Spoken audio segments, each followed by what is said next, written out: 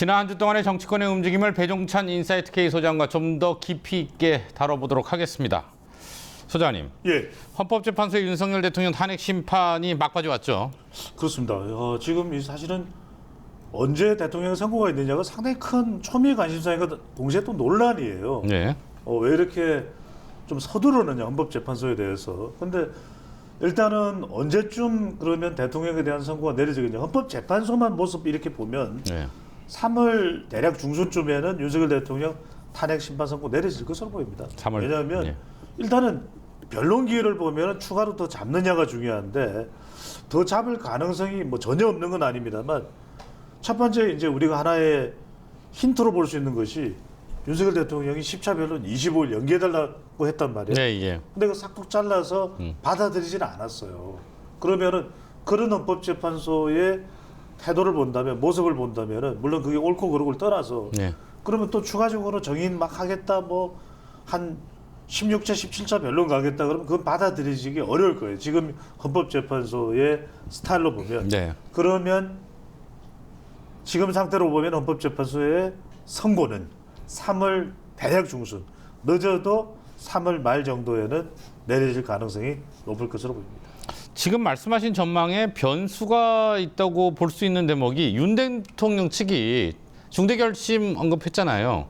그 뭐 변호인단의 사퇴, 뭐 이런 형태도 있을 수 있는 거 아닙니까? 그런데 이제 8년 전에도 사퇴한다고 했지만 결국 사퇴를 안 했어요. 왜냐하면 사퇴를 하면은 조금 더 시간은 걸 수 있어요. 예. 그런데 사퇴를 한다고 시간을 끄는데 여론이 나빠질 수가 있죠. 물론 이제 지지층들을 결집하겠지만 중도가 달아나 버릴 수가 있어요. 이렇게 되면. 그래도 중도 보수까지는 지금 결집을 하고 있는 상황이거든요. 예. 그래도 대통령에 대해서 지금 지지층들이 결집하는 이유는 뭐 짜나다 동정 여론도 있을 테고 또 8년 전처럼 이렇게 보수가 우르르 무너져서는 안 돼도 있을 테고 또 뭐 전환길 효과도 있을 테고 여러 가지 이유가 됐든 또 운동권 안 돼, 이재명 안 돼 이것도 있겠지만 그런데 그런 상황에서 윤석열 대통령이 꿋꿋이 그래도 변론을 하고 있던 찰나에 우린 더 뭐 막판에 우리는 못하겠다 이렇게 해버리면 이건 뭐 한 1, 2주 정도 길어질 수는 있겠지만 그러기에 이탈해버리는 떠나가버리는 이 중도층 어떡하나 이 부분은 감당하기 어렵기 때문에 네. 정작 사퇴하기는 힘들 거고 일각에서는 뭐 하야 이야기하는데 네, 예. 그 이야기를 뭐 조갑재 전 월간조선 편집장이 이야기했다고 하는데 그건 사실 어렵죠. 그러면 하야할 걸 지금껏 뭐하러 그렇게 구체적으로 변론하고 곽정건 전 특수전사령관, 특전사령관 또 홍장원 전 1차장 그렇게 변호인단이 대거 또 더 참여하고 국민 변호인단도 만들었잖아. 하야할 거면 그럴 이유가 없었던 것이거든요. 그것도 하야는 좀 초기에 또 한동훈 전 대표가 꺼냈다가 또 이 바로 그냥 또 일거에 그냥 또 거두어졌던 그런 것처럼 실제로 하야는 뭐 그냥 거론되는 평론 차원에서 거론되는 거지 할 가능성은 사실상 없다 이렇게 봐야 되겠죠. 그럼 탄핵 심판 전 대통령의 거치 결정 가능성은 다른 선택지는 별로 없다고 보시는 거죠? 없어요. 뭐 예. 일각에서는 윤석열 대통령의 이 인용하면은 말도 안 된다고 생각하는 헌법재판관 뭐 지금 8명이니까 한 3명 정도가 그럼 사퇴할 거다 이런 이야기를 하고 있는데 그럼 그건 또 여론에 어떻게 작동될까요? 헌법재판소 공정성 이야기를 계속 해왔던 국민의힘 지지층 또 국민의힘 보수층인데 이게 마음에 안 든다고 보수 성향의 헌법재판관은 그러면 완전히 또 그 헌법재판관들은 색깔이 낙인 찍히는 것이거든요. 저 사람들은 윤석열 대통령을 추종하거나 완전 보수였구나. 그런 결정을 헌법재판관이 일각에서는 그런 일종의 지라시 같은 내용이 나오는데 네. 현실적으로는 중대 결심 이건 뭐 내려지기는 어렵다. 그 말씀하신 대로 헌재의 절차적 불공정성을 문제 삼아서 국민의힘 의원들이 헌법재판소에 대거 항의 방문했습니다. 이 같은 행보에 뭐 민주당에서는 강하게 반발하고 있고요. 여론은 어떻게 작동할까요? 뭐 여론이 크게 움직일 거라기보다는 예. 중도층 여론일 것 같아요. 그러니까 지지층은 오히려 조금이라도 더 결집은 될 수 있죠. 네. 근데 이제 보수만 따지고 보면은 이렇게 방문해서 항의하면은 조금이라도 더 결집될 보수층 공간은 남아 있어요. 그런데 그게 뭐 얼마나 되겠습니까? 대통령 지지율이 올라간들 60% 70%까지 올라가긴 힘들지 그건 않습니까? 아니겠죠. 반반이니까. 예. 그러면 탄핵 찬성 반대도 탄핵 반대도 올라가야 뭐 50이겠죠. 55. 그러면 결국 이렇게 했을 때 자칫 잘못하면 중도가 드러날 수 있거든요. 예. 그러니까 지지층들은 조금 더 결집할 수 있다. 또 국민의힘 지도부로서는 지금 윤석열 대통령 거의 헌법재판소는 곧 선고하겠다 이런 상황에서 손 놓고 있을 수는 없잖아요. 그러면 대통령을 그래도 지지해 왔고 또 윤석열 대통령, 윤석열 정부가 탄생하는데 역할을 했던 광역단체장들도 있을 테고 또 국회의원도 있다면 그들은 또 우리가 할 수 있는 건 다 해보자 이러면서 헌법재판소 가서 항의를 하는 건 또 현실적으로는 그럴 수 있다고 보는 거죠. 뭐 그건 또 그것까지 하지 말라고 하긴 또 쉽지 않지 않습니까? 물론 그것에 대해서 부정적인 민주당의 여론이 있고 그것을 또 공감하는 여론도 있겠지만 여하튼 지금 국민의힘 지도부가 방문하는 것은 첫 번째로는 현실적인 여론, 우리 또 가야 된다. 두 번째는 조금이라도 더 끌어모을 수 있는 보수층들을 결집해보자. 이 여론도 있는데 세 번째 이제 우려되는 것은 바로 중도층이 이 판에 조금이라도 이탈해버리면 어쩌나. 이건 있는 것 같아요. 그 말씀하신 대로 이제 그 걱정과 우려 속에 이제 이런 모습이 이후 발표될 헌재의 어떤 식의 결정인지 모르지만 결정이 내려졌을 때 그 결정에 불복하는 움직임 이런 것들도 예상해 볼 수 있는 거 아닙니까? 이미 저는 불복이라고 봐요. 왜냐하면 불복일 수밖에 없는 것이 헌법재판소의 선고가 인용이 된다? 그러면 탄핵 찬성이나 민주당 지지층은 와 하겠지만 탄핵 반대나 국민의힘 지지층, 보수층은 그러면 불복이죠 이거는. 네. 근데 지금 상황이 이미 헌법재판소에 대해서 신뢰가 완전히 반반 쪼개져 있거든요. 그러면 어느 한쪽이 수긍을 한다, 어느 한쪽은 또 반발을 한다. 이것은 예고된 거죠. 그러니까 저는 헌법재판소에 어떤 결정을 내리더라도 양쪽을 다 만족시킬 수는 없어요. 그리고 절반이 쪼개져 있기 때문에 이미 이 불복 참사는 예고된 것이다. 어느 한쪽이 승복하면 어느 한쪽 불복할 수밖에 없거든요. 이건 불복을 예고하는 수순이다. 또는 국민의힘이 계속 이러는 것은 불복을 더 조장하고 키우는 것이다. 이렇게 하지 않아도 이미 지금 제가 말씀드렸잖아요. 8년 전 탄핵 국면은 진영 간 골이 500m. 지금 제 이 표현을 듣는 분들이 하도 제가 이야기를 많이 해가지고 귀에서 피가 철철 내린대요. 5만 미터. 그렇죠. 지금의 진영 간 골은 아니야. 7만 5천 미터. 예, 더 늘어났군요. 예. 어쨌든 그런 모습이 걱정되기는 합니다. 그 실제로 윤석열 대통령 탄핵을 두고 여론도 갈라지고 있잖아요. 지지난주에 대구의 동대구역, 그다음에 지난주에 광주 금남로에서 탄핵 찬성 반대 집회가 잇따라 열렸어요. 상징적인 장소인데 민주당에서는 강하게 비판하고 있고 이 두 개의 집회가 광주 금남로에서 열렸다는 의미는 어떻게 보십니까? 저는 진영 간 골이 극으로 치닫고 있다. 그대로 보여준 것이 강주 금남로예요. 아, 그러니까 1980년 5.18 민주화 운동이 발생했을 때 거의 대한민국도 쪼개졌잖아요. 군부, 그 다음에 민주, 이게 쪼개져 버린 거예요. 지금 또 상황에서 이번에는 그런 구도는 아니지만 윤석열 대통령 또 이재명 대표를 향한 의미도 담겨 있는 겁니다.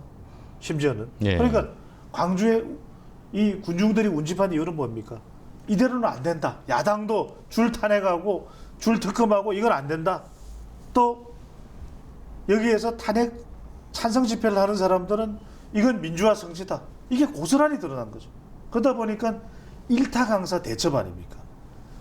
전한길, 황현필, 그러니까 한 사람은 경북대, 한 사람은 전남대, 또 지역감정 이야기할 겁니까? 그건 아니지 않습니까? 그러니까 또 한편으로는 전한길 강사의 경우에는 이 금남로에 가서 저는 이 보수층이 결집하는 명분도 분명했다. 왜? 민주화의 성지 5.18을 깎아내린 게 아닙니다. 경북의 아들 전한길이 가서 금남로는 민주화의 성지입니다. 5.18은 자유롭게 의사를 표현할 수 있는 곳입니다. 그러니까 완전 강기정 광주시장이 완전히 그냥 낯빛이 그냥 완전히 아연실색을 하겠죠. 그러니까 여기서는 하면 안 된다. 어떻게 여기서 불상사가 있었는데 큰 불상사는 없었지 않습니까? 네. 그리고 심지어는 뭐 박균택 의원은 뭐 쓰레기장으로 안내를 했다 이렇게 해서 큰 논란이 빚어지고 있는데 정작 숫자상으로만 놓고 보면 탄핵 반대 이른바 이 전환길 군중들이 더 많았다는 이야기 아니겠습니까? 보도에 따르면 그 이야기는 결국 보수 결집의 명분이 있다. 안 그러면 그 광주에 감히 뭐 모일 엄두도 못 냈겠죠. 전국적으로 KTX, SRT, 무궁화호, 비둘기 표가 동일하면서도 모였던 이유는 그래도 이대로 가서는 안 된다. 이 헌법재판소 또 대통령의 이 탄핵 정국이 적어도 우리가 뭐가 문제가 있었는지 그래서 제가 말씀드린 거죠. 이거는 윤석열 대통령의 탄핵에 대해서는 헌법재판소가 심판하겠지만 한편으로는 이재명 대표에 대한 메시지도 있습니다. 야당도 그래도 정권이 국정이 되려면 협조하는 그런 야당도 필요한 것이다. 물론 야당이 그렇게 한다고 해서 비상계엄을 할 건 아니지만 그런 야당으로 인해서 국정 운영이 되지 않았던 것에 대해서도 분명히 메시지를 던진 부분이거든요.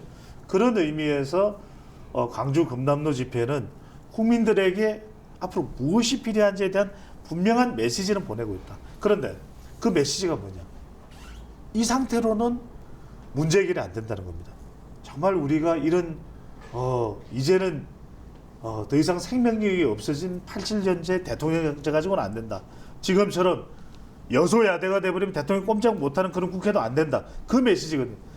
어떻게 하면 대통령이 일을 할 수 있게, 어떻게 하면 국회의원들도 정쟁이 아닌 일을 할 수 있게 만드는 그것에 대해서 우리 국민들이 고민해보자, 또 문제를 해결해보자, 대안을 만들어내보자는 메시지는 분명합니다. 네.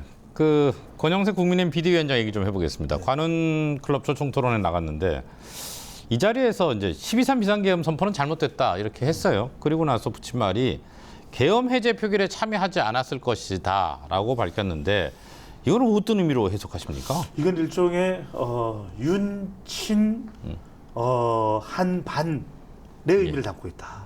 그러니까 대통령과 완전히 이제 결을 같이 하는 거예요. 네. 그러니까 비상계엄을 내린 대통령이 의중이 있었지 않겠느냐. 그래서 그 자리에 내가 12월 3일로 돌아간다면 적어도 비상계엄을 선뜻 내용을 잘 확인도 못하고 해제하는 일은 없었을 것이다. 그 이야기를 하는 거 아니겠습니까? 네. 그러면 지금 계엄 상태여도 좋다는 의미일까요? 그러니까요. 그 부분이 그러니까 권영세 위원장이 그런 의미로 이야기한 건 아니라고 봅니다. 네. 그러니까 권영세 위원장의 의도는 자 그래도 우리가 지금 윤석열 대통령을 중심으로 당이 뜻을 모아야 됩니다. 지지층들이 보수가 뜻을 모아야 됩니다. 하나가 돼야 됩니다. 그 의미는 이해가 돼요. 네. 또 한편으로는 이렇게 이야기를 해보면 상당히 머쓱해지는 사람이 누굽니까? 한동훈 전 대표는 국민이 먼저입니다 하고 책을 들고 나오려고 뭐라고요? 이렇게 되는 상황이 돼버리거든요. 그러니까 한동훈 전 대표를 좀 직격하고 저격하는 그런 권 위원장의 의미도 담겨 있다고 봅니다. 직전 또 비상대책위원회 위원장이기도 했던 한동훈 전 대표죠. 네, 네. 그런데 저는 의미는 이해가 됩니다.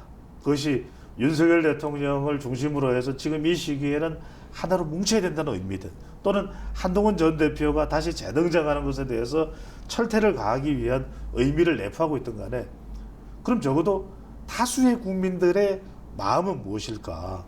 근데 자칫 잘못하면 잘못된 메시지를 던져줄 수 있는 게 뭐냐면 지금 집권 여당의 비상대책위원장이 비상계엄도 그럼 잘한 거야? 모든 문제는 야당이었어. 이런 메시지가 던져질 수 있으면 자칫 중도층은 이건 아닌데 하고 고개를 갸우뚱거릴 수가 있거든요. 이 부분에 대한 판단은 조금 더 신중하게 권 위원장이 할 필요가 있을 것으로 보입니다. 자, 얘기하셨으니까 한동훈 전 대표 얘기해보죠. 네. 정치행보 재개가 임박한 것으로 보입니다. 책도 출판한다고 하고요. 한 전 대표의 복귀 그 자체는 어떻게 보세요? 뭐 그럴 수 있죠. 그걸 뭐 말리겠습니까?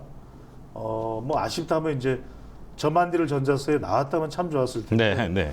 참 저는 한동훈 전 대표의 앞으로 정치 행보에 그 이전이든 앞으로든 저는 하나의 옥의 티일까요? 그 예. 저만디 전자서에 예. 나오지 않았던. 그 정도 하시죠. 예. 네. 예. 저를 까시는 건 아니죠? 네. 예, 아닙니다. 아닙니다. 하도 한이 맺혀가지고 예, 예. 한 전 대표 한이 맺혔네. 예. 제가 뭐 특정인에 대해서 네. 어떤 의미를 두고 드리는 말씀은 아니라 바로 이런 것이거든요. 네. 그러니까 지금의 이 정치 상황을 어떻게 읽어야 되느냐. 그럼 국민이 먼저입니다. 뭐 그거 뭐 네. 틀리다고 말할 사람이 누가 있겠습니까? 없겠죠. 그런데 그러면 한동훈 전 대표가 어떤 준비를 가지고서 등장하는 것인가? 지금 또 대통령 중심으로 보수정들이 결집하고 있는 상황에서 오히려 한동훈 전 대표에 대해서 배신자 프레임이 걸려 있거든요. 왜 유란 갈등을 통해서 이 지경과 이 상태까지 왔느냐라는 것에 대해서 책임을 묻는. 물론 한동훈 전 대표에 대해서 공감하는 많죠. 지지자들도 네. 있겠죠. 예, 예, 예. 근데 여기서 중요한 건 세 가지일 거예요. 그러면 한동훈 전 대표는 검사 아닙니까? 예. 또 전 법무부 장관 아닙니까? 네. 그러면 윤석열 정부의 이 성공에 있어서 또 윤석열 정부의 국정 운영에 있어서 잘 되지 않았던 것에 대해서 책임이 없을까요? 예, 예. 무책임일까요? 네. 그건 아닐 겁니다. 그래서 그 부분에 대해서는 한 전 대표가 어떻게 판단하는지. 두 번째는 그러면은 등장했을 때 여전히 친윤 또 친한 갈등이 재현될 수밖에 없지 않습니까? 네. 어떻게 그러면은 지금은 상당히 숫자가 더 많아진 윤석열 대통령 지지층들에 대한 그 마음을 어떻게 돌릴지에 대한 준비 또 설득할 또 내용을 가지고 있는지. 마지막은 이 부분입니다. 뭐 운동권 안 된다. 또 2조 심판해야 된다. 이해 갑니다. 총선 때는 좀 강하게 또 붙을 필요도 있죠. 근데 중요한 것은 한동훈 전 대표가 세대 교체를 부르짖으면서 주장하면서 나올 때는 사람들은 미래를 볼 거예요. 예. 그래도 그래 검사 출신인 거 이해해 줄게. 또 윤석열 대통령과 갈등을 빚는 것도 정치적으로 아직까지 경험이 많지 않으니까 이해해 줄게. 그럼 당신의 미래는 뭔데? 비전은 뭔데? 그러니까 이런 부분 정도는 가지고 나와야 국민이 먼저입니다에 대한 공감이 있을 것이다. 책이 뭐 베스트셀러가 됐다. 또는 뭐 얼마나 많은 지지자들이 다시 또 재결집을 한다. 이거보다 더 중요한 것은 제가 말씀드린 세 가지. 첫 번째로는 자신의 책임. 두 번째로는 대통령과의 관계. 뭐 여기 김건희 여사와의 관계도 있고. 세 번째로는 보수 미래 비전. 이 부분에 대한 준비가 있느냐. 제가 책을 목차까지도 다 불러주네요. 예, 예, 예. 근데 이제 현실적으로 지금 당내 분위기, 그러니까 국민의힘 내의 소속 의원들의 분위기를 봤을 때 국민의힘의 한동훈 전 대표가 복귀하는 것이 어떤 영향을 미칠까요? 저는 일단은 갈등 재현이 될 걸로 보입니다. 그러니까 뭐 윤상현 의원, 네. 김민전 의원, 또 나경원 의원 벌써 집중 견제하거든요. 예, 예. 심지어는 뭐 신동욱 의원까지도 수석 대변인인데 견제하는 듯한 발언을 했다가 박정훈 의원 같은 TV조선 출신인데 뭐 대격돌을 하는 듯한 그런 설전을 벌였죠. 그러니까 그런 모습들이 곳곳에서 저는 연출될 것이다. 근데 중요한 것은 지금 대통령 중심이든 아니면은 이재명 대표에 대한 또 반 이재명 전선으로 결집을 해야 되는 순간에 또 한 번 삐거덕할 수 있는 그런 상황이 온다라는 것이거든요. 그런 점에서는 한동훈 전 대표로서도 썩 달가운 광경은 아닐 텐데 이렇게 등장하는 이유는 정치라는 거는 한순간도 지금 대중의 관심으로부터 자리를 비울 수가 없는 것 같아요. 예. 그러니까 우리가 정치는 이 느림의 미학이다 이렇게 이야기를 하는 사람들도 있지만 지금 현대 정치는 안 그런 것 그런 같아요. 것 같지 않습니다. 그러니까 이제 한동훈 전 대표도 단 한 번의 이 쉼 없이 뭐 사실 이건 쉼도 아니거든요. 등장한다라는 것은 결과적으로는 지지하거나 추종하는 이 사람들의 또 이 욕으로부터 자유롭지가 못하다. 그렇다면 한동훈 전 대표로서는 외면할 수가 없을 테고 잘 되면은 조기 대선이 만약에 있다면 그것도 만약에 네. 있을지 없을지 모르는 것이니까 그러니까요. 있다면은 한번 기회를 시도해 보겠지만 없더라도 미래 정치를 일단은 지금 아직 젊으니까 계속 할 것을 생각하고 이번에 일단 등판하자. 내가 피할 수 없는 길이면 부딪히자라는 네. 심정으로 나올 것으로 보입니다. 이재명 더불어민주당 대표 얘기를 끝으로 좀 해보죠. 네. 우리는 진보가 아니다. 민주당은 중도 보수로 오른쪽을 맡아야 한다라고 밝히면서 우클릭 얘기는 프레임이다 이렇게 비판했거든요. 어떻게 보세요? 무슨 이야기인가요? 잘 이게 와닿지가 않아요. 그러니까 민주당은 중도 보수로 오른쪽을 맡아야 한다. 우클릭 얘기는 프레임이다. 네. 그게 우클릭이잖아요.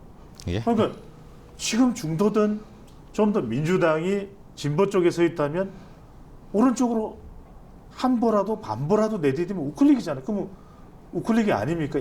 양클릭입니까? 그러니까 이거는 우측 깜빡이를 켜고 우양우 또 우클릭 우영우는 아니군요.